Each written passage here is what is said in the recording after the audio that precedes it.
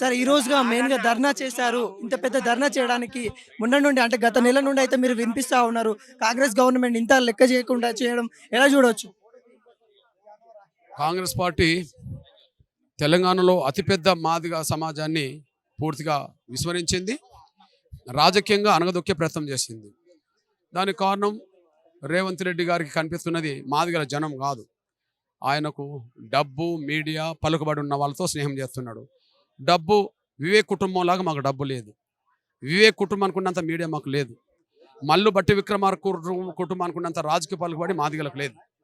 కాబట్టి వాళ్ళ పలుకుబడి, వాళ్ళ డబ్బుకు ఈయన దాసోహమై, మీడియాకు దాసోహమై, వాళ్ళతో కుమ్మక్కై మాదిగలకు ద్రోహం చేసిండు రేవంత్ రెడ్డి. దానివల్ల మాకు సీట్లు పూర్తిగా లేకుండా పోయినాయి. ఇది మొదటిసారి మాకు జరిగిన అవమానం. అంతకుముందు 4లో 1 వచ్చేది, 3లో 1 వచ్చేది. కానీ ఇప్పుడు 4లో 1 కూడా లేకుండా పోయింది. 3 లోక్సభ, 1 అసెంబ్లీ కంటోన్మెంట్లో కూడా జరుగుతుంది, లేకుండా పోయింది. అంటే పూర్తిగా మాదిగ జాతిని కాంగ్రెస్ విస్మరించింది. నంబర్ 1. ఇది మాదిగల్లో వెళ్ళిపోతున్నది, ఈ సమాచారం వెళ్ళిపోతున్నది. రేపు మాదిగలు ఖచ్చితంగా కాంగ్రెస్లో ఉన్నాయి. ఈసారి కాంగ్రెస్కు ఓటేయమనే పద్ధతిలో మాదిగలందరూ ఒక తాటి మీదకి వస్తున్న సంకేతం కనిపిస్తున్నది. దీన్ని ముందుకు నడిపిస్తాం, మరింత ముందుకు నడిపిస్తాం.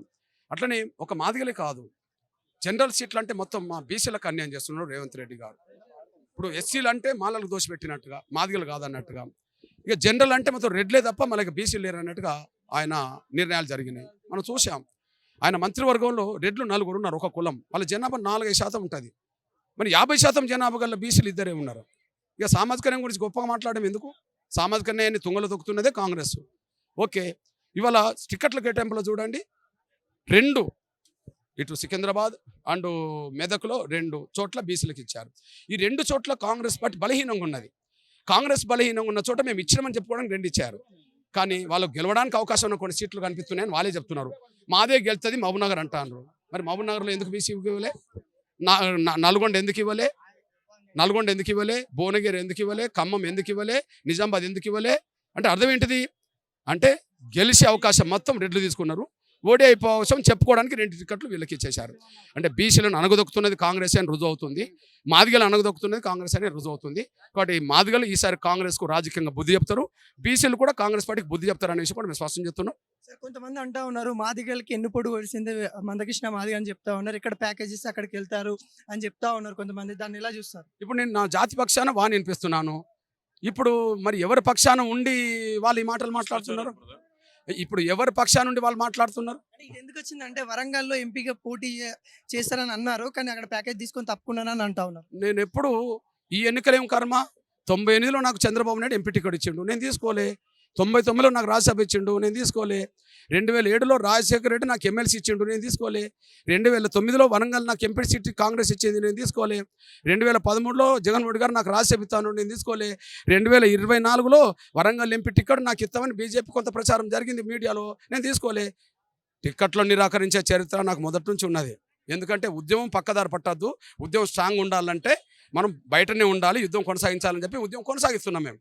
కాబట్టి మా మీద మాట్లాడే మాటలంటే ఖచ్చితంగా వాళ్ళు అబద్ధాలు ప్రచారం చేసుకొని వాళ్ళకై వాళ్ళు సంతృప్తి పరుచుకుంటారే తప్ప ఆ విషయాలు జనం ఎవరు నమ్మరు. ఇప్పుడు మీరు బీజేపీకి అయితే సపోర్ట్ చేస్తూ ఉన్నారు. ఇప్పుడు మీ బీజేపీ కార్యకర్తను గెలిపించుకునేడానికి మీ కార్యాచరణ ఏముంది? తప్పకుండా ఇప్పుడు ఇంకా వారం రోజుల సమయం ఉన్నది. ఇవాళ స్టేట్ మొత్తం మా క్యాడర్ వచ్చారు. ఇవాళ ఈ ధర్నా ఉద్దేశం ఏంది? స్టేట్ మొత్తానికి మా క్యాడర్కు మా సందేశాన్ని బలంగా పంపడం. ఈ రోజు నేను చెప్పాం కదా, అభ్యర్థులు అందుబాటులో ఉన్నా లేకపోయినా, అభ్యర్థులు వాహనాలు ఇచ్చినా ఇవ్వకపోయినా, అభ్యర్థులు సహకరించినా లేకపోయినా మన శక్తి మేరకు గ్రామాలకు వెళ్ళండి, ఇంటింటికి వెళ్ళండి, కాంగ్రెస్కి ఓటు పడద్దు, బీజేపీకి ఓటేయండి, కమలం గుర్తు ఉంటే ఎక్కడుంటే అక్కడ ఓటేయించండి అని చెప్పాను. ఇది మా సందేశం వెళ్ళింది, మా కార్యకర్తలు తీసుకెళ్తారు. మోత్కుపల్లి నరసింహులు గారు కన్నీరు పెట్టుకునేది ఏదైతే ఉందో దాన్ని ఎలా వర్ణిస్తారు? ఆయన ఎప్పుడు కూడా తను అనుకున్న లక్ష్యం కాడ, న్యాయం అనుకున్న కాడ ఆయన ఎక్కడ రాజీ పడకుండా గర్జిస్తాడు. అతను సింహలాగానే గర్జిస్తాడు. కానీ అతను కూడా సున్నిత మనస్కుడు. ఎక్కడన్నా బాధ అనిపిస్తే కళ్ళనీళ్ళు వస్తుంటాయి. అంటే 100 యుద్ధాలు చేసినోడు 1-2 సందర్భాల్లో కళ్ళనీళ్ళు తీసుకుంటే ఎంత ఆవేదన చెంత కళ్ళనీళ్ళు తీసుకుంటాడు. ఆయనకు వ్యక్తిగతంగా ఆవేదన కాదు, అది మా జాతికి జరిగిన అన్యాయం. ఆయన ఆవేదన కళ్ళనీళ్ళ రూపంగా బయటకు వచ్చింది. ఆయన అంటే మా గౌరవం. ఆయన కళ్ళనీళ్ళు మా జాతి చూసింది కదా, ఆయన కళ్ళనీళ్ళు మా జాతి చూసింది. రేవంత్ రెడ్డి మాకు మోసం చేసింది కూడా మా జాతి చూసింది. కాబట్టి రేవంత్ రెడ్డి గారికి తగిన రాజకీయ గుణపాఠం ఈ ఎన్నికల్లో నేర్పి చూపెడతాం. ఈ ధర్నా ద్వారా యావత్ తెలంగాణకి కానీ మీ మాదిగ సమాజ వర్గానికి ఏం చెప్తారు? మొత్తం తెలంగాణ సమాజానికి కేసీఆర్ పాలన పోవాలని అందరూ చూశారు. కుటుంబాధిపత్యం, నియంతృత్వం కదా, అవినీతి, ఇతర చాలా కారణాలు ఉన్నాయి చూశారు.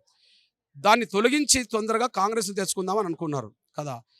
ఒక రకంగా చెప్పాలంటే పెనెంది నుంచి బయలుపడ్డట్టుగా ఈ 4 నెలల పాలనలో కొనసాగుతున్నది కదా. అంటే అది మంచి పరిపాలన కాదు, కానీ ఇది కూడా ప్రమాదకర పరిపాలన విషయం 4 నెలలు దాటింది, మొత్తం రుజువు అవుతున్న కాలం కనిపిస్తున్నది. కాబట్టి ఏ సామాజిక న్యాయం కోరే శక్తులు ఉన్నారో ఎస్సీలో, ఎస్టీలో, బీసీలో, అన్నగారిన వర్గాలందరిలో ఆ సామాజిక న్యాయాన్ని దక్కించుకోవడం కోసం జరిగే పోరాటంలో ముఖ్యంగా ఈ దేశ ప్రధానమంత్రి ఓబీసీ, ఎస్సీ ఎస్టీలను రాష్ట్రపతులు చేసింది గౌరవ నరేంద్ర మోడీ గారు. అదే సమయంలో నా ఎస్సీ ఎస్టీలకు సంబంధించిన, బీసీలకు సంబంధించిన మంత్రివర్గంలో స్థానం పెంచింది ఆయనే. అణగారిన వర్గాలకు న్యాయం చేసేది ఆయనే. కాబట్టి ఓబీసీలు, ఎస్సీ ఎస్టీలు అందరూ కలిసి గౌరవ నరేంద్ర మోడీ గారిని 3వ సారి ప్రధానమంత్రి కావడం కోసం ఓటు బీజేపీకి వేయాల్సిందిగా, కమలం గుర్తుకు ఓటేయాల్సిందిగా కోరుతున్నాను.